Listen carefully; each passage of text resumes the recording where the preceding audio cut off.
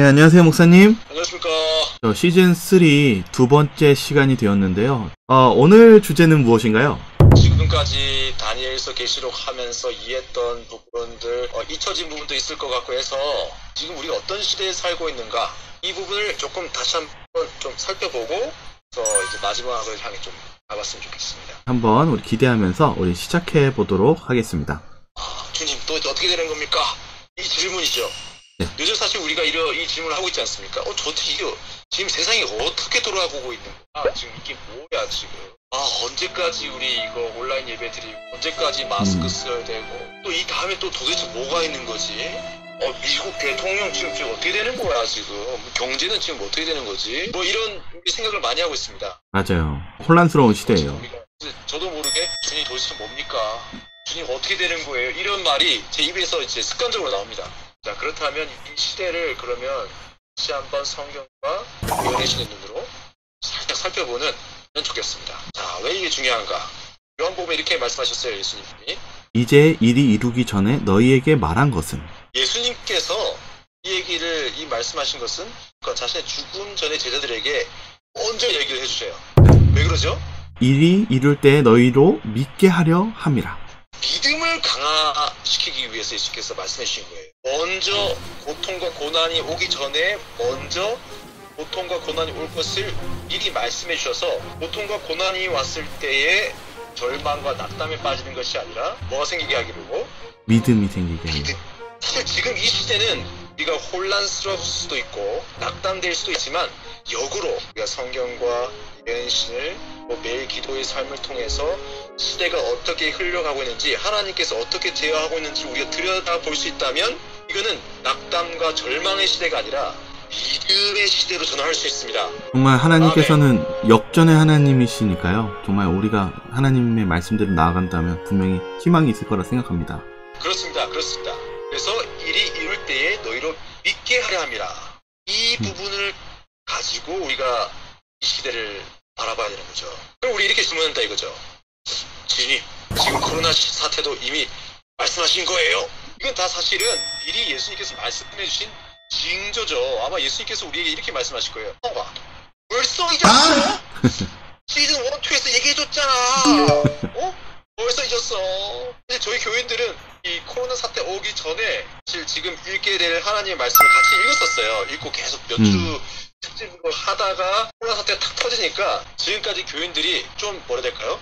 상대적으로 같이 이웃에 있는 다른 개신교회들에 비해서 아주 평온하게 지나가고 있습니다. 지금 누가복음 21장 이렇게 되어 있습니다. 저희가 물어가로되 선생님이여 그러면 어느 때에 이런 일이 있겠사오며 이런 일이 이루려 할 때에 무슨 징조가 있사오리이까? 네, 마태복음 24장과 같은 내용인데 지난번에 마태복음 24장을 했었고 오늘은 누가복음에 하고 있습니다. 그래서 예수님에게 성전 파괴와 세상 끝날 예루살렘 성전이 파괴되면 이들에게는 끝난다고 생각했거든요. 왜냐하면 메시아가 성전에 오셔가지고 세상을 다스려야 되는데 성서가 파괴돼 버리면 메시아가 올 때 뭐야 이게 도대체 뭐야 이런 거죠. 근데 끝이 온다고 하시니까 예수님이 그러면 끝날에 진짜 종말에는 도대체 무슨 일이 있는 겁니까? 이게 물어본 거죠. 가라사대 미혹을 받지 않도록 주의하라. 많은 사람이 내 이름으로 와서 이르되 내가 그로라 하며 때가 가까웠다 하겠으나 너희를 쫓지 말라.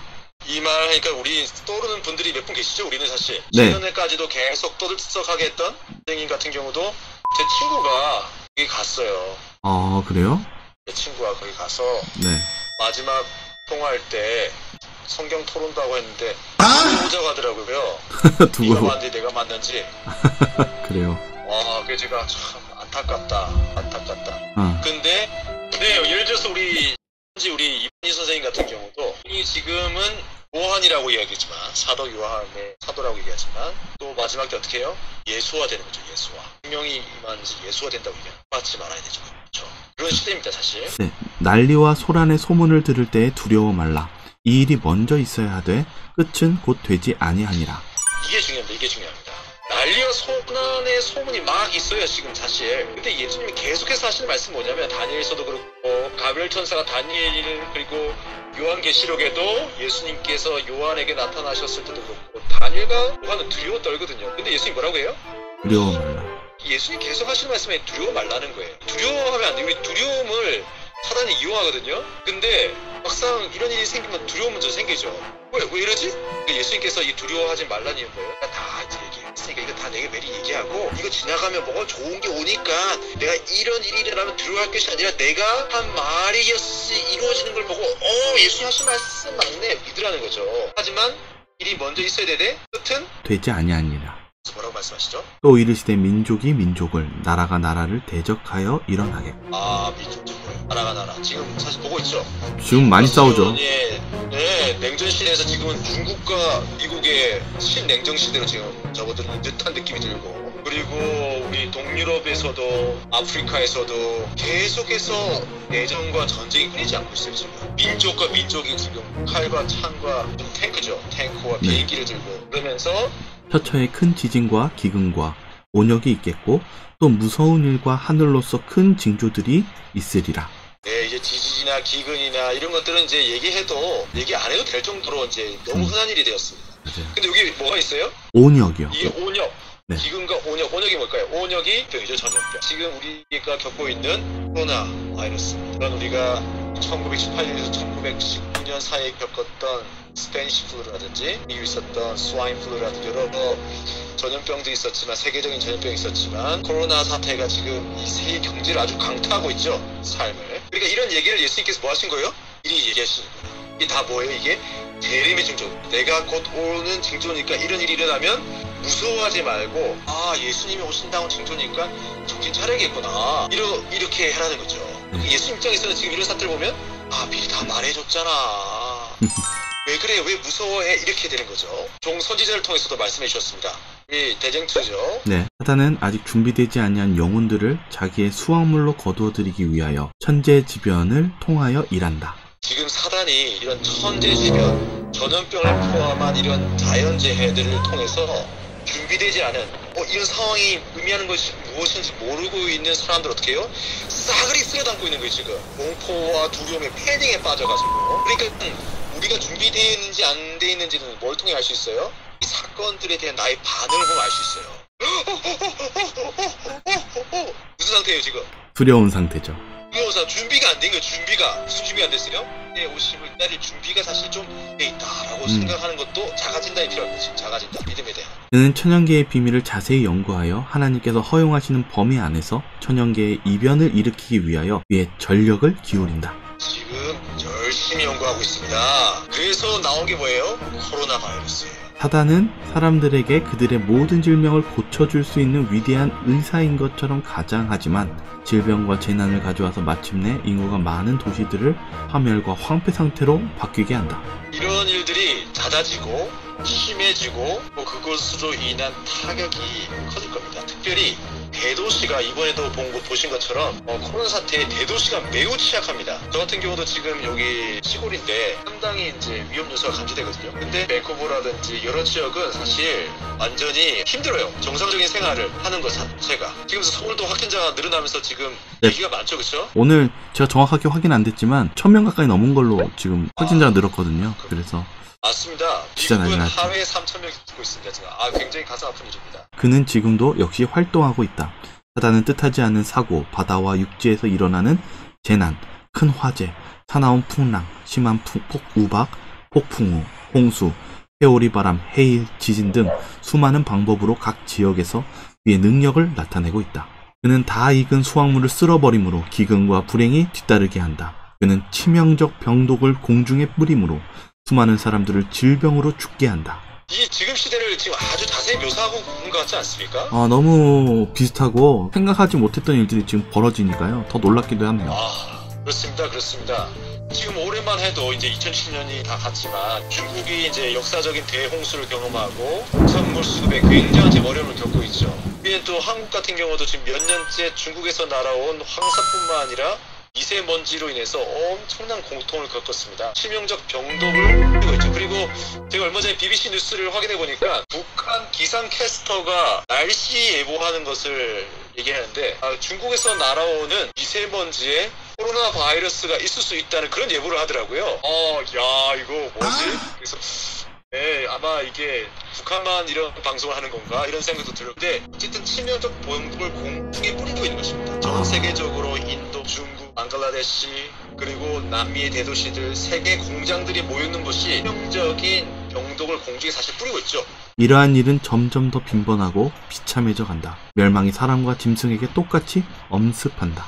짐승에도 임하고 있습니다. 지금 세계적으로 많은 동물들이 지금 멸종을 당하고 있죠. 북극곰이 이제 너무 이제 하나 때문에 있을 곳이 없어서 막 죽어간다는 얘기 이제는 너무 익숙해져 버렸죠. 그리고 이제 우리가 알고 있는 닭, 소, 돼지들 가축으로 키우던 동물들도 이제는 공장식 사육 속에서 엄청난 고통 속에서 살아가다가 비참하게 죽죠.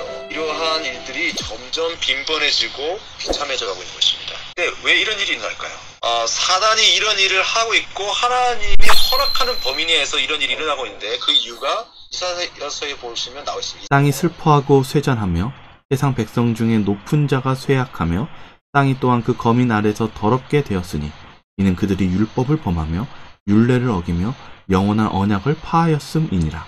성경의 저주와 축복은 양날의 검처럼 우리에게 다가오는데 둘 다 하나님의 율법에서 뿜어져 나오는 결과들입니다. 하나님의 말씀을 사모하고 순종했을 때 우리에게 이르는 축복이 있고 하나님의 계명을 무시하고 배반하고 거역했을 때 이르러는 저주가 있는 것이죠. 특별히 그들이 율법을 범하며 율례를 어기며 영원한 언약을 파는 특별히 인간의 범죄, 기독교계의 지속적인 범죄 때문이라고 우리는 볼 수 있는 것이죠. 기독교인들이 이 부분에 대해서 책임의식을 가질 필요가 있습니다. 지금 지구에 임하는 이 저주는 가장 큰 이유가 사실은 기독교계의 범죄 때문입니다. 하나님의 말씀과 사랑과 온유, 특별히 그 십계명을 가벼이 여기고 점점 하나님께로부터 멀어지고 있는 기독교계의 주소가 이런 재앙을 불러오고 있는 것입니다. 그럼 사단이 자연재해와 전염병을 계속 일으키는 이유가 있을까요? 일단은 지구를 혼란스럽게 하고 싶었던 것 같다는 생각이 드네요. 그렇습니다. 세상을 뒤죽박죽으로 만들어 놓고 죄를 뿌려놓고 죄를 밟고 죄에 걸려 넘어져서 고통을 받게 만들어 놓은 다음에 이 혼란 속에서 자신이 뭐하고 싶은가? 그때의 큰 기만자는 사람들에게 이런 재난들이 하나님을 섬기는 사람들 때문에 일어나고 있다고 역설할 것이다. 그래서 하나님을 섬기는 사람들은 하나님 율법을 신실히 지키는 사람들이었습니다. 사람들이 일요일 안식일을 범했으므로 하나님의 진노를 받고 있다는 것과 그 죄가 재난을 일으켰으므로 일요일 준수를 엄격하게 강요하기 전에는 재난이 그치지 않을 것이라고 주장할 것이다. 그러니까 일요일 휴업령을 제정해야지만 이 재난이 그칠 것이라고 결국에는 이야기하고 싶을 거예요. 이런 자연재난과 그 다음에 전염병이 일상수레가 지구를 혼란과 공포 속에 몰아넣고 그리고 이것을 기반으로 어떻게 해요? 사람들이 이게 아니면 길이 없겠구나라고 믿게끔 만들 겁니다. 참 지푸라기라도 잡게 하는 그런 심정으로 이끌어버리는 사단의 그렇습니다. 계략이 있는 것 같네요. 그래서 이렇게 얘기하시죠. 그리고 넷째 계명의 요구를 가르침으로 일요일에 대한 존중심을 없애버리는 자들은 사람들을 괴롭게 하는 자요 하나님의 은총과 세속적 번영을 막아버리는 자들이라고 선포될 것이다. 여기서 또 중요한 게 있습니다.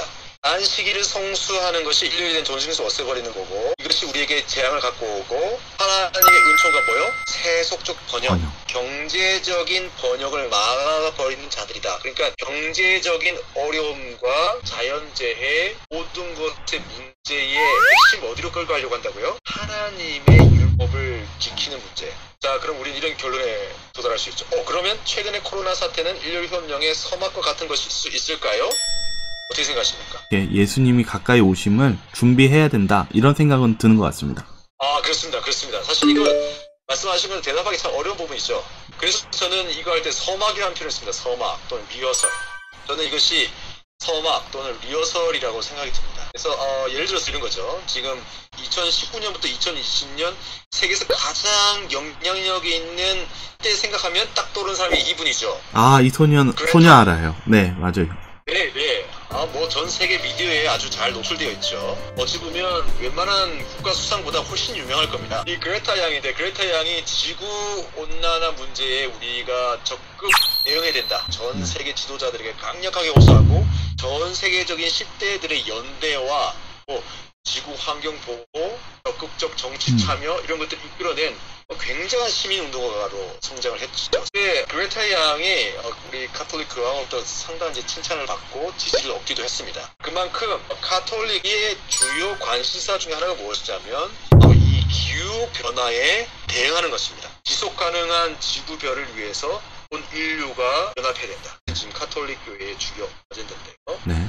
그것을 나타내듯 올해 이제 7월, 8월 지나면서 이 클라이밋 선데이, 그러니까 환경 일요일, 기후 일요일, 이런 날이 영국과 아일랜드에서 제정돼서 지금 홍보를 하고 있는 거죠. 국가에서 제정한 것은 아니고 카톨릭을 중심으로 한 범기독교계, 소위 말해서 에큐메니컬이죠. 에큐메니컬 연합이 이 지구 온난화 저지를 위해서 범기독교계가 연합해서 종교 지도자들과 성도들이 각 지역의 입법자들, 그러니까 국회의원들이죠. 이분들에게 전화를 걸어서 압력을 행사하는 거예요. 아, 로비를 하는 거군요.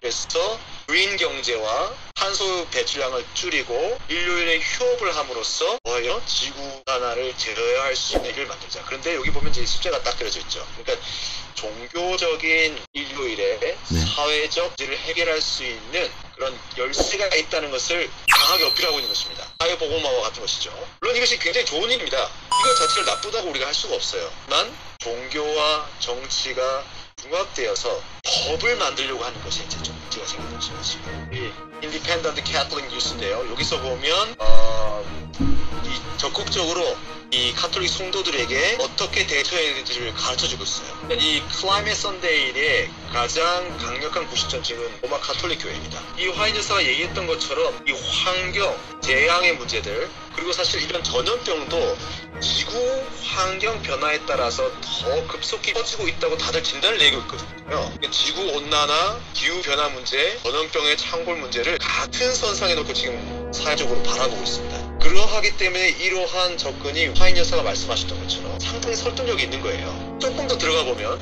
지금 미국 대선이 사실 투표는 끝났는데 아직도 지금 진통이 있어요. 약 한 달 전에 팍스 뉴스에 이런 뉴스 나왔습니다. 보수 언론이죠. 상당히 보수 언론인데 바이든 당선자가 로마 카톨릭에서 바이든이 우리 카톨릭 교회의 아주 중요한 근본적인 가치와 믿음을 좀 부인하는 듯한 인상을 주는데 하면서 지금 경고를 날렸어요. 이분의 이제 개인적 신앙은, 정체성은 카톨릭이에요. 로마 카톨릭. 그런데 이런 공식적인 자리에서 로마 카톨릭 지도자들이, 미국 내에 있는 로마 카톨릭 지도자들이 이 호세 고메즈라는 대주교죠. 그래서 이런 말씀하십니다. 그는 존 케네디 다음으로 미국의 두 번째 카톨릭 대통령이 되어서 카톨릭 교회의 믿음을 전하고 선전하기 위해서 부름을 받았다는 거예요. 이 바이든은 카톨릭 대변인은 아니거든요. 근데 뭐요? Profess the Catholic faith. 카톨릭 교회의 믿음을 나타내야 된다는 거예요. 그러면서 이런 아주 강한 발언을 합니다. 바이든 전 대통령 당선자는 어떻게 된다?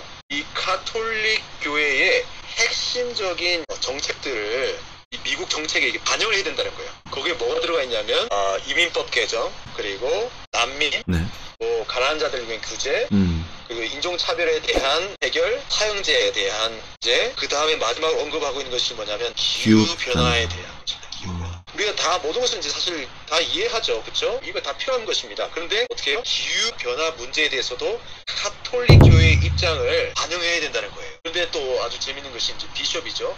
이분은 이런 말씀을 남겼어요. 비숍으로서 제가 우리 미스터 바이든에게 간곡히 호소하기를 어떻게 해요? 회개하라는 거예요. 회개하십시오.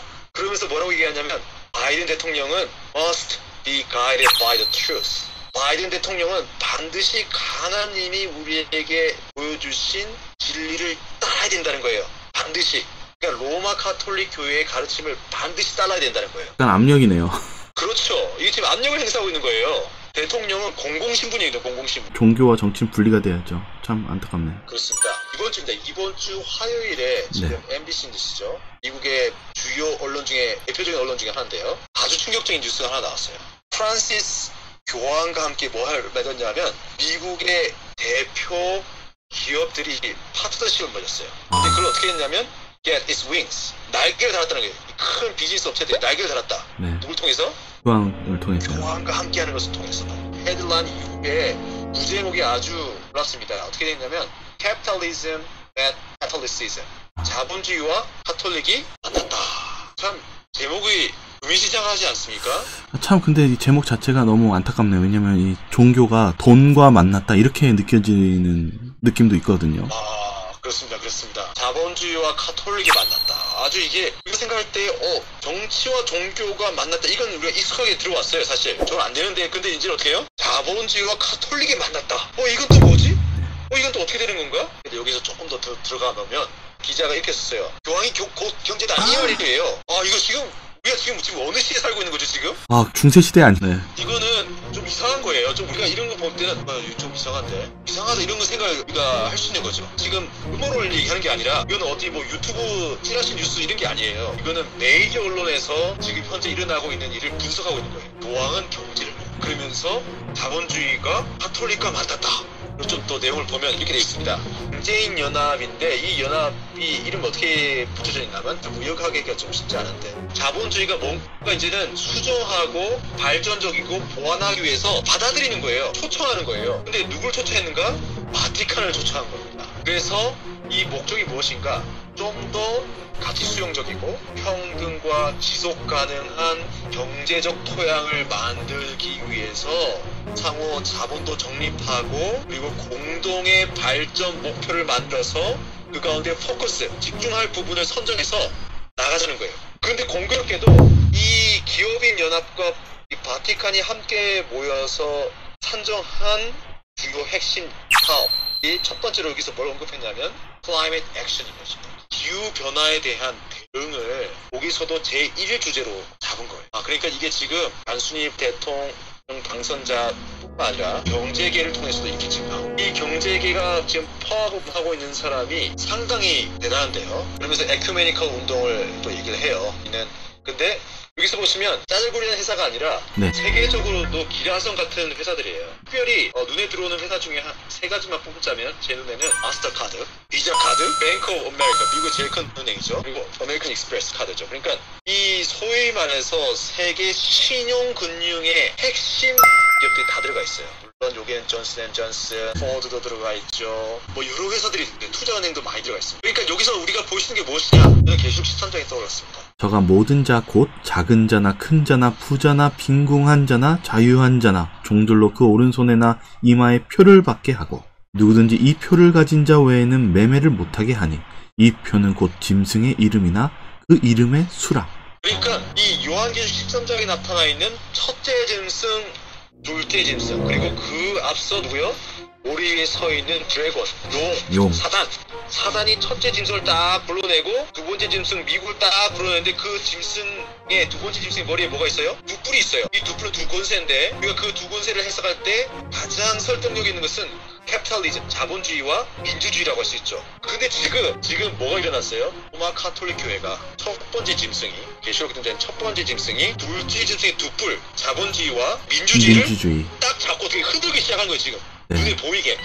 내 말 들어. 우리 아젠다 들어야 돼 하면서 어떻게 해요? 이제 막 흔드는 거예요. 대통령 당선자와 미국 경제 지도자들 층이 딱 붙잡고 어떻게 해요? 흔들기 시작하는 겁니다. 저는 이것이 아주 중요한 상징적, 역사적 사건이라서 개인적으로 받아들이고 있습니다. 왜냐하면 지금 계시록 13장에 나와 있는 이 사건의 실루엣을 지금 우리에게 보여주고 있는 거예요. 이것을 우리에게 보여주신 이유가 뭐라고요? 이 일이 이루기 전에 너에게 미리 말한 것은 일이 이룰 때에 너희로 있게 하려 함이라. 그럼 우리가 당연히 질문이 하나 생기죠. 그럼 일요일 협력 오는 건가요, 진짜? 어떤 교회는 저한테 교인분은 이번 겨울에 일요일 협력 오나요? 이렇게 물어보세요. 제가 뭐라고 대답했을까요? 제가 근데 그렇게 말씀드렸어요. 이번 겨울에 안 오십니다. 이번 겨울에 일요일 협력 안 내립니다. 멀었어요. 아직 멀었어요. 그럼 어떻게 하면 되는 거예요? 뭐예요? 잠깐 우리 기억해. 뭐라고 되어 있습니까? 이 천국 복음이 모든 민족에게 증거되기 위하여 온 세상에 전파되리니 그제야 끝이 오리라. 끝은 언제 온다고요? 복음이 온 세상에 전파될 때. 아직 복음 전도가 태천사의 기별이 다 전파되지 않았어요. 이 American Standard Bible을 보면 모든 나라에 전파되면 그제 끝이 온다. 이렇게 영어로는 번역을 돼 있어요. 마태복음 24장 14절을 어떻게 번역하느냐에 따라 의미가 좀 다르게 느껴질 수 있지만 마태복음 24장 14절은 한 사람 모두가 예수님을 믿게끔 전도를 해야 된다 이것을 의미하는 것은 아닙니다. 끝은 어떻게 온다? 증거되기 위해서 온 나라, 온 세상에 전파가 되면 그때 사건이 오는 거예요. 그때 무슨 일이 온다?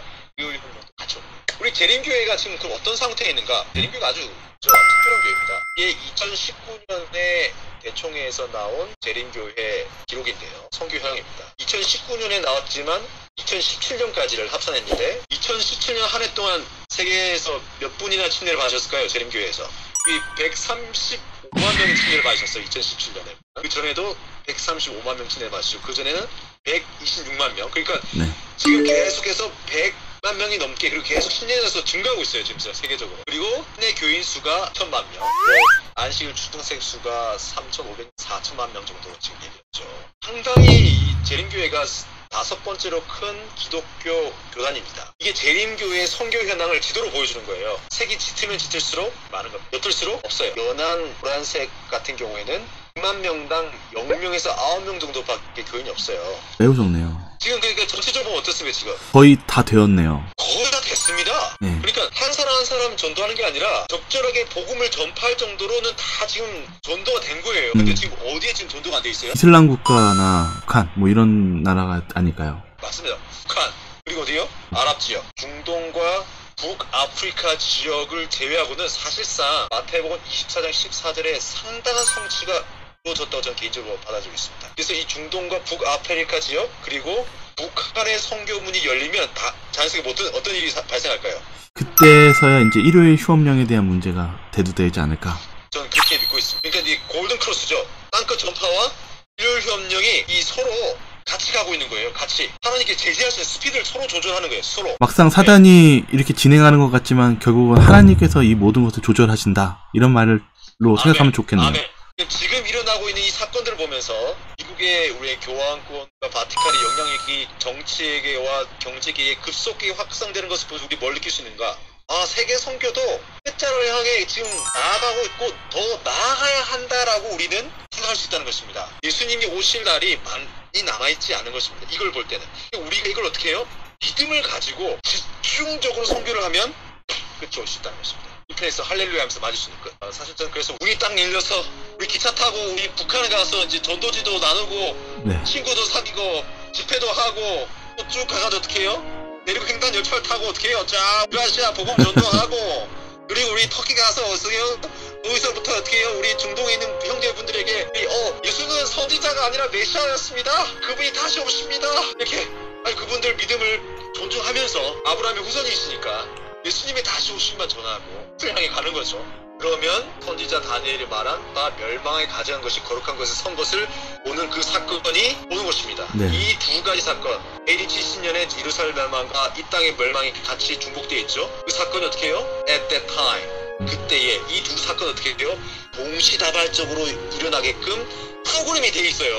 우리가 할 수 있는 것은 더 그리스도 세력이 어떻게 하는 것을 우리가 조정하는 게 아니라 어떻게 해요? 우리가 있는 곳에서 선교를 해서 이 끝을 만나야 되겠습니다. 지금 이 시대가 지금 어떻게 흐르고 있는지 좀 살펴봤고요. 다음 시간에 한 번 더 그 뒷이야기, 그럼 일요일 휴업령 이후에 또 법령이 또 나와요.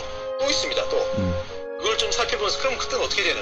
그거 한번 좀 짚어보고 싶습니다. 저희가 몰랐던 그런 상황들을 보게 되었는데 보니까 우리가 환경보호 운동을 그냥 단순히 생각하고 그냥 우리가 좋은 의도라고 생각했지만 참 이게 보니까 작은 뿔이 알게 모르게 서서히 접근하면서 활동을 하고 있다는 거를 이렇게 자세히 볼 수 있었던 계기가 된 것 같고요. 정말 예수님의 재림에 기쁜 소식이 있다는 것으로 우리가 바라보면서 전진해 나가야 되는 그런 사명이 있는 교회라고 생각합니다. 그렇습니다. 그리고 한 가지 첨언하자면 이런 공공의 이익을 위해서 진행되는 일들에 대해서 우리는 반대를 할 것이 아니라 사실 적극적으로 동참할 필요도 있습니다. 뭐 하지 않는 이상 내가 10계명을 범하는 일이 있지 않는 이상은 이런 공공선에 대한 이유는 우리가 사실 반대하기보다는 적극적으로 참여해서 그 지구별을 사랑하고 지구인으로서 함께 연대하고 돕는 입장에 우리도 서는 것이 그리스도 정신에 맞는 것입니다. 네, 뭐 참고로 좀 여러 가지로 정치적으로 생각들도 다르시고 그런 분들도 계시겠지만 저희가 지금 믿고 있는 것은 어느 편에 서는 것이 아니라 정말 하나님의 말씀과 예언대로 이 세상이 이제 진행되고 있고 그것을 우리가 바라보면서 복음 사업과 하나님의 나라의 영원한 나라를 고대하면서 살아가자는 취지로 오늘 이 말씀을 나누는 것이니까요. 저희들이 무슨 어떤 편향되는 어떤 정치적 성향에 가지 마시고 하나님만을 바라보시면서 나아가시길 바라겠습니다. 다시 한번 목사님 오늘 말씀 고맙고요. 저희 그러면 다음에 뵙도록 하겠습니다. 감사합니다, 목사님. 감사합니다.